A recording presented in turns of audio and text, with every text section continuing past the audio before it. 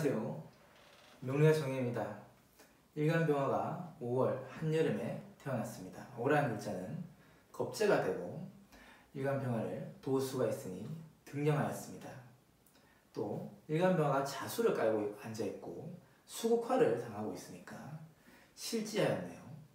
이외에 일간병화를 도울 수 있는 오행목이라든지 화라는 것이 분명히 나타나 있지 않고 오히려 지지를 받더니 신자진 수국이 완성되어 있습니다. 비록 오라는 글자가 수국 가운데 끼어들어 있긴 하지만 그래도 어느 정도 수국이 완성되어 있다고 보고 일간병화를 임수 2개가 둘러싸고 뒤에서 경금이 또 연간경금이 임수를 밀어주고 있으니 전반적으로 수의 세력이 굉장히 왕성한 사주다라고 할 수 있겠습니다. 이 사주를 구획을 지어보면 이렇게 되고요. 이렇게 일간병화가 등령, 득지, 득세 가운데 등령만 한 신약한 사주가 되고 이렇게 관살이 강한 가운데 재성이 관살을 밀어주고 있고 일간이 신약한 경우를 재생살 또는 재살태양의 사주라고 하여 이런 경우 일간은 잘해주고 좀 뒤통수를 맞거나 남을 빛나게 하고 자신 좀 뒤로 서게 되는 그런 삶을 살게 된다고 말씀을 드렸습니다. 지지에 자오충이 있는데 이때 자라는 글자는 오와 싸우기보다는 신자진 삼합으로 합을 탐하기 때문에 충을 잇게 되어 탐합 망충한 격이 됩니다.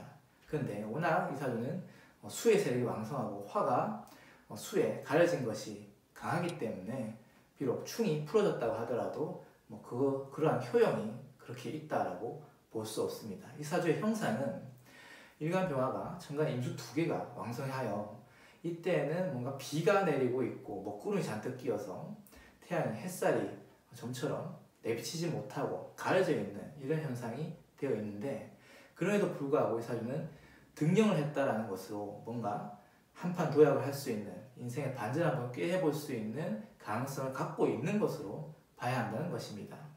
만약에 오라는 글자가 시지에 있다라고 하면 오시에 태어난 태양이 되니까 한낮의 태양이라는 느낌이고 5월에 태어났다라고 하면 이것은 한여름에 태어났다는 느낌이 되니까 느낌 자체가 굉장히 다르게 된다는 것이죠.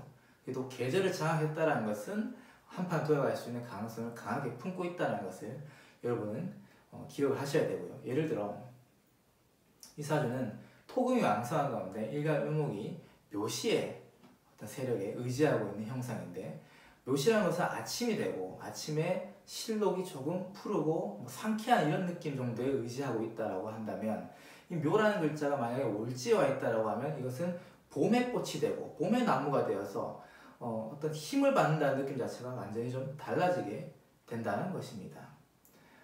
이렇게 시를 얻은 것을 등령, 득지, 득세하는 좀 다르게 득시하였다라는 어떤 표현을 쓰기도 하는데요. 비록 득시한 것이 등령한 것에 비해서 좀 힘은 약하긴 하지만 그렇다고 하더라도 득시하는 것에 힘을 또 이렇게 또 얕봐서는 안 된다는 것도 같이 기억해 주셨으면 좋겠습니다. 감사합니다.